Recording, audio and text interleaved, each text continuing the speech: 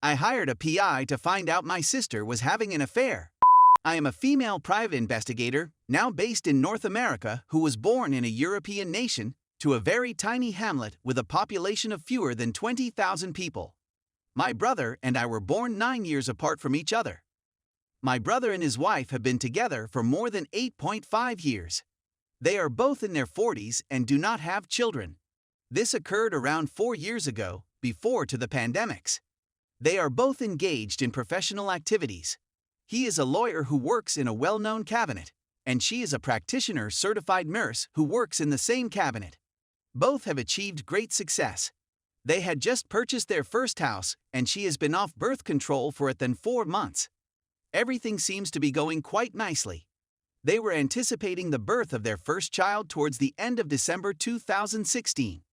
Suddenly, my brother called me on a private phone that was not listed, and that was outside of his workplace and home.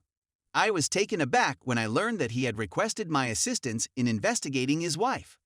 I took some time off from work and traveled back to my hometown, where I checked into a motel that was close to her place of employment upon my arrival. She had been pregnant for roughly 14 weeks at the time of the interview. My brother revealed to me her job routine at the hospital and at the school. She works as a nursing instructor for a few hours each week. Ordinarily, they get home about 19:00 and leave for work at 6:30 a.m. It was many months ago, from 6 to 9, that she began working longer hours for her lessons, departing early on 3 to 4 occasions each week. The first red flags have been raised. Her friends are her first and most important interest right now, despite the lack of closeness. The second red flag has been raised. When she found out she was pregnant, she sobbed for the rest of the weekend. This is also a red flag. Although he attempted to address the sobbing matter with her, she was effectively giving him the silence treatment instead. With his agreement and authorization, I began my inquiry by checking their phone bill, bank transaction, VAR, GPS put in their vehicles, phone, house camera, and other related documents and information. I conducted a 14-day investigation of her and discovered nothing unusual. My brother and I were debating whether or not to put a halt to everything. I received an extra 15 days off, which I used to see my former high school classmates. During a lunch break, a group of women were talking about a nurse who they suspected of having an affair with a friend's husband, who was away on a business trip and would return the following Sunday.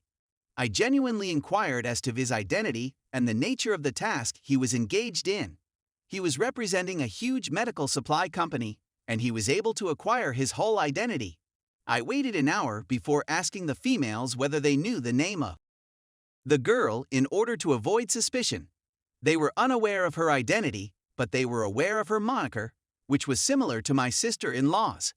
The information I received was sufficient for me to confirm his return flight and travel arrangements. My brother called to tell me that my sister-in-law was happy. He also extended an invitation to me for a dinner party at his house the following weekend. I informed him that I had a few items to verify in my inquiry and that I would contact him back. I also sought her day-to-day routine, which included any unexpected changes in schedule. My brother instantly told me that she would be attending a medical conference from Wednesday, Thursday, Friday, and Saturday, and that she would return on Sunday afternoon. As a result, she was called upon to fill in for a sick colleague and was required to attend the conference. On Wednesday afternoon, she boarded a train to a bigger city around 625 kilometers away. Unbeknownst to my brother, I was on the same train as him, snapping photos and recording short video clips. After changing clothes and applying makeup in the bathroom 15 minutes before arriving at the office, she was ready to see her assistant principal app. I was on the verge of not recognizing her. I was taken aback. At the railway station, the lovers were not shy about kissing, groping, and other forms of affection. They strolled together to an upscale hotel in the area, which is not far away. In order to confirm the cheating spouse, I edited a photo and sent it to a buddy, who promptly verified the cheater and told me to return later with additional information for the OW. I am successful in obtaining a room at the same hotel. Their names and room numbers were placed on a Do Not Disturb list for a few days in order to accommodate housekeeping and room service needs. I was able to get a room on the same level as the previous one. because to the angle of the building, I was able to view them while they were on the balcony, still dressed in their bathrobe. When I arrived for dinner in the hotel lobby on Thursday night, I saw them all dressed up and waiting to be seated, with his hand resting on her small bump. She was beaming from ear to ear, and she was breathtakingly lovely and appealing. Everyone had their gaze fixed on them. The restaurant was practically filled, and just a few tables were available next to them.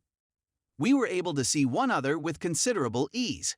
We were gazing at each other, but she didn't seem to recognize me, though she did seem to be staring at me at moments. I was simply gazing at my meal, my phone, and the videos I was filming.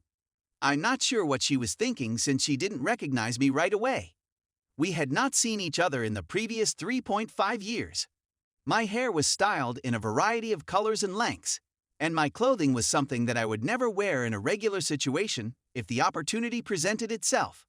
At the conclusion of the lunch, we all boarded the same elevator, and a few seconds before reaching the 5th level and the opening of the door, I began singing a song that I and my brother used to sing in unison. She was gazing at me with a puzzled expression, so I was the one who stepped out of the elevator first and hurriedly walked to my room. I got 3 missed calls from her because I had taken a shower that was too cold. She was constantly in possession of my phone number. She had left a message for her to call her back at a later time. I had enough material to provide my brother with proof of her deceitful business practices. I contacted my brother and gave him an update on the situation, and I will be returning to his location on the next train that comes by. He needed some photos or documents right away so that he could begin the divorce process. My brother sent her images of them kissing on the balcony in their bathrobes, as well as pictures of the lovebirds meeting at the train station and strolling to the hotel holding hands. With the photographs, there is no opportunity for wiggle room or interpretation. I had 90 minutes to catch a train back home, so I packed my belongings and boarded the train. After the train left the station, I had the feeling that someone was gazing at me. Sure enough, they were both sat around 7 or 10 seats apart from each other. I photographed them while they were still kissing and emailed them to my brother and a buddy with a time stamp on them. My brother, and a friend were all waiting for them at the railway station when they finally showed up. It was a complete disaster. OW was expecting a child around the same time as my sister-in-law. At the railway station, none of them spoke a word to each other.